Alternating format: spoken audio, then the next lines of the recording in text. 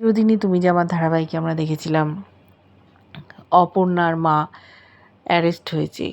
কর্পোরেশনের লোকেরা ফোন করে দিয়েছিল পুলিশকে, কারণ ওদের কলোনিতে ময়লা তুলছে না, জমে যাচ্ছে, গন্ধে টিকতে পারছে না। ওরা কোনো অপরাধ করেনি, পুলিশ অযথা হ্যারাসমেন্ট করলো অপর্ণার মাকে।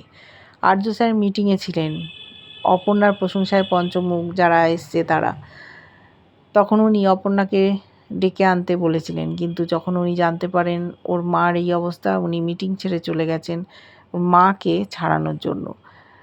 বুঝিয়ে দিয়েছেন পুলিশকে আর কর্পোরেশনের লোককে যে বড়লোক হলেই শুধু ওদের কাজ করবেন আপনারা আর গরিব মানুষের করবেন না, এটা তো হয় না।